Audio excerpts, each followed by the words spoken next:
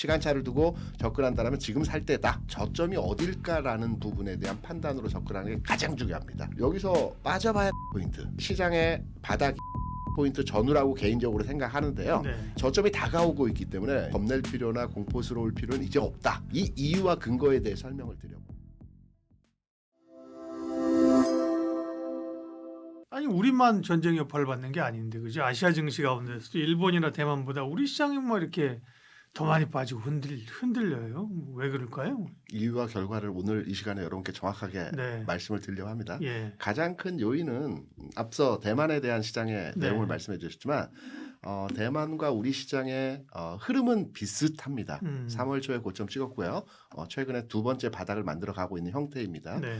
대만의 고점은 35,000포인트였고요. 지금 32,000포인트입니다. 한 차례 바닥 찍어주고 지금 두 번째 바닥이에요. 35,000, 32,000, 10% 빠졌죠. 네. 우리 시장은 6,300포인트 고점에서 한 차례 5,000포인트까지 빠졌고요. 맞아요. 최근에 반등 줬다가 또 5점 근처까지 내려왔습니다. 퍼센테이지로 보면 20%이죠. 네. 편차가 큽니다. 여기에 외국인 투자자들의 동향이 예사롭지가 않죠. 외국인들이 계속 팔고 있습니다. 대만 같은 경우에는 3월 초에 전쟁 이슈가 발현됐을 때 마찬가지로 대만 시장에서도 외국인들이 집중적으로 매도를 했어요. 이때 아마 제 기억으로 30조 정도 매도를 했던 것 같아요. 그런데 반전 포인트가 있었습니다. 3월 중순부터 외국인 투자자들 대만 시장에서 매수를 했습니다. 그것도 15조 이상.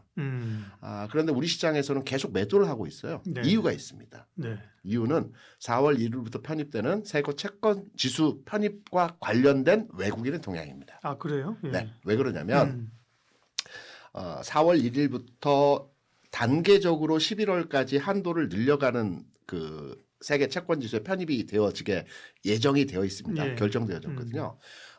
대략 한 70조 규모로 그 자산이 들어온다라고 합니다. 4월부터 단계적으로 상황에 따라서. 네.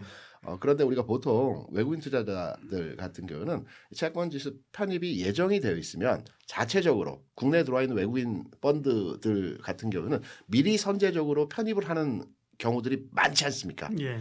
그래서 현재 시점에서 채권 지수 편입에 대응하기 위해서 주식을 판다. 새로운 자금이 들어오는 게 아니고요. 새로운 자금은 4월부터 들어옵니다. 그래서 자산 포트폴리오 측면에서 주식을 팔아서 채권을 사는 형태로. 그래서 채권 시장에서의 지금 외국인 동향을 보게 되면 지난 12월에 한 12조, 1월에 한 7조, 2월에 13조, 3월에도 한 4, 5조 정도 매수하고 있어요.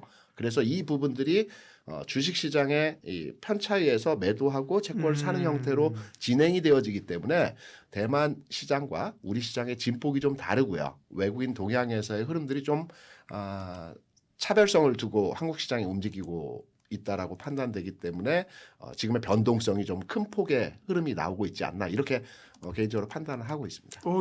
굉장히 신박한 분석인데. 시장에 대해서 제가 현업에 있을 때 네. 그 홀세일 쪽에 있을 때 채권도 중개를 했었고요. 예. 외환 쪽도 중개를 해서 그쪽에 대한 어떤 여러 가지 루트가 있어서 네, 그 시장 네, 판단을 그러게요. 하는 기준이 좀 다양하다라고 말씀드릴 수 그러게요. 있습니다. 그러면 말씀하신 것처럼 6,300을 갖다가 네. 지난번에 5,000선 위에서 한번 저지를 했고요. 그죠? 네. 올라갔다가 다시 밀리. 결국은 이제 사실은 주식은 잘 하시는 것처럼 V자 외바닥은 거의 없어요. 그죠? 네, 맞습니다. 바닥을 만들어 가거나 더 밀리거나 하는 건데. 그럼 이제 코스피 기준으로 하면 어디쯤이 바닥일까요? 지금은 시장을 대응하면서 네. 매수를 기다리는 대응적 차원보다는 저점이 어딜까라는 부분에 대한 판단으로 접근하는 게 가장 중요합니다. 네. 그러면 저점을 판단하는 기준으로 해석하는 제 기준으로 한번 치환해서 말씀을 네. 드리게 되면 우리가 이제 여러 가지 보조적 수단으로 지수를 평가하고 해석을 합니다. 그런데 모든 보조적 수단에서의 지표들은 다 후행적입니다. 이동평균선도 그렇고요. 보조지표들 다 후행적으로 그렇죠.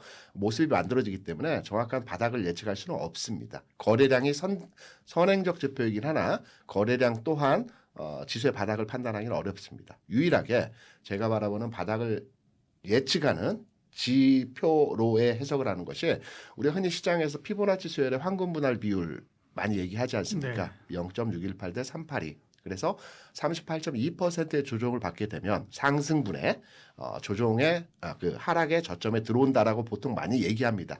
가장 신뢰성이 높다라고 개인적으로 생각을 하거든요. 그럼 지금부터 그 시장의 바닥이 4,900포인트 전후라고 개인적으로 생각하는데요. 네. 이 이유와 근거에 대해 설명을 드려볼게요. 네. 한번 지금부터 쭉 한번 따라오시면서 예. 지금 차트를 보고 계신다라면 종합주가지수 차트를 딱 띄우시고 제가 열거하는 내용들로의 해석으로 한번 그 지점을 읽어주시기 바랍니다.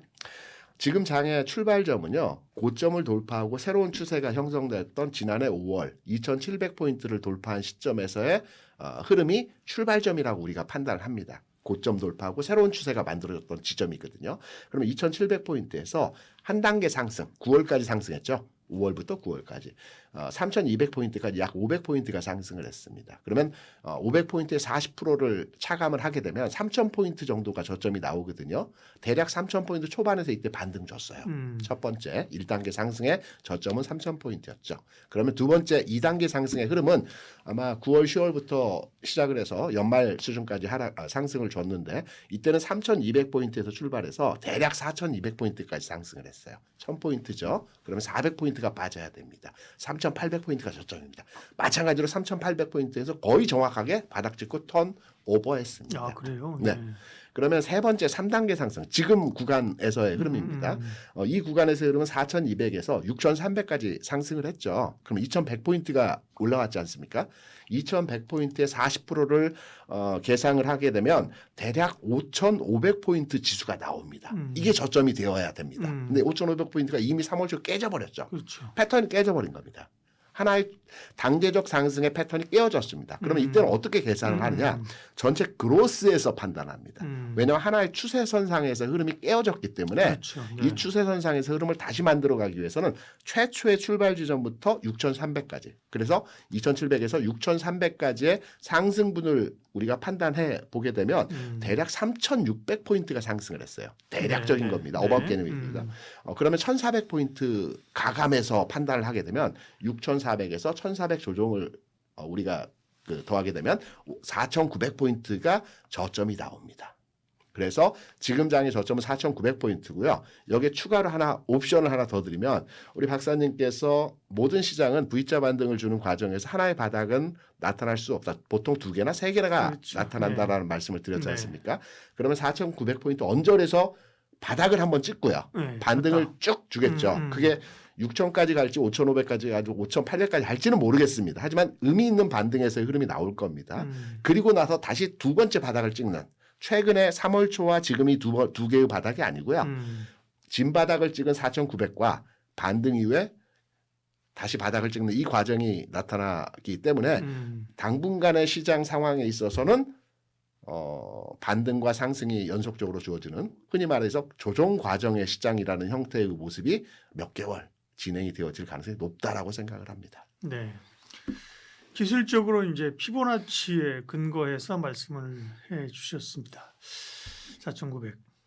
코스닥은 지금 말씀하신 거 굳이 뭐 얼마 계산하실 필요는 없고 네. 흐름상 보면 코스피와 좀 차별화가 돼요? 아니면 비슷해요? 왜냐하면 이제 코스닥에 대한 기대감들이 좀 있잖아요. 핵심을 말씀해 주셨습니다. 예, 예. 중요한 내용입니다. 네, 네. 왜냐하면 대형주, 그러니까 대형주 업종의 지수는 150%가 상승을 했어요. 네. 지수가 6,300까지 가는 과정에서 중형주는요 60%가 상승을 했습니다. 대형주의 반절이 안 되죠. 소형주는 40%밖에 상승 못 안 했습니다. 올랐다. 그래서 최근 시장에서의 내용을 들여다보게 되면 지수는 좋지 않은데 상한가가 10개, 15개씩 나옵니다. 저가주에서 많이 나오죠. 시장의 패션이 바뀌었다라는 흐름이거든요. 그래서 당분간의 상황 하에서는 지수의 리바운딩과 저점을 찍어가는 등락 과정에서 대형주들이 일부 변동성을 주면서 움직임이 진행되겠으나 추세를 가지고 흐름을 만들어가는 종목 간의 흐름들은 소형주나 중형주 단에서 나오고요. 코스닥은 다른 개념입니다. 그러니까 거래소보다는 코스닥에 투자하셔야 되고요. 대형주보다는 소형주에 투자하셔야 되고요. 중소형주. 이 관점으로 접근을 하셔야 되는 패턴으로 당분간 2, 3개월, 3, 4개월 시장에서는 이 전략적 대응으로 시장을 판단하셔야 되기 때문에 거래소보다는 월등하게 코스닥이 더 우호적이라고 판단을 하고 있습니다. 전략을 답을 주셨네요. 아까 말씀하신 것처럼 조정의 진폭을 또 조정이라고 하는 게 말씀하신 것처럼 4,900 전후 4,901부터 해서 올라오면 얼마나 좋겠어요. 근데 그렇지는 않은 거잖아요. 그럼요. 그렇죠? 예, 네. 과거의 경험상 그 언저리에서 그죠. 네. 반등했던 경험이 꽤 많았고 지금도 피보나치의 그 수열들을 사실 그 엘리어트 파동 같은 것도 다 그 저거 아닌가요? 맞습니다. 진폭을 그죠. 네. 네. 그런 건데 어쨌든 그 정도를 언급할 수 있다. 설정할 수 있다. 어떻게 해야 되느냐? 그 답을 주셨네. 결국 이제 기간 조정인데 네. 그러면 기간 조정이니까 지수 대형주보다는 중소형주, 중형주, 소형주 네. 코스닥 중심으로 트레이딩을 해야 된다. 맞습니다. 그리고 전환 포인트에 대한 시점은 이제 스케줄상 보면 네네. 11월에 미국 중간 선거가 있지 않습니까? 그렇죠. 미국도 불가피하게 뭐 여러 가지 이슈가 있습니다. 그래서 8월 정도에서부터는 시장을 턴오버를 시킬 흐름에서의 모습이 나타날 가능성이 높거든요.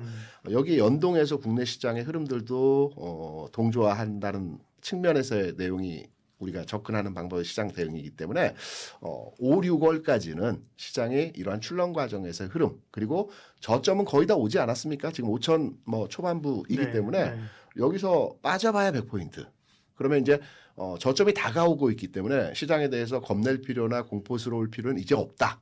라고 해석하면서 빠질 만큼 대형주 다 빠졌다. 시간차를 두고 접근한다면 지금 살 때다. 단 트레이딩 관점으로 접근한다면 소형주를 중심으로 해서 매매를 해야 된다. 요 흐름에 대한 네. 내용으로 시장 대응이 가능하겠죠. 어려운 상황이죠. 특별히 뭐 최근에 투자하신 분들은 뭐 주식하면 돈 번다며 삼성전자 사면 된다며 이렇게 네. 오신 분들은 진짜 뭐 그다음에 뭐 먼 천당제약 뭐 이런 분들은 뭐 그죠. 뭐 하루에 변동성 이렇게 정신 없을 거예요. 네, 정신 없을 건데 네. 이게 이제 시장은 원래 이런 흐름을 간다. 맞습니다. 그죠. 그리고 네. 하나의 제가 현업에 있으면서 느꼈던 팁과 같은 내용의 말씀을 드리면 네.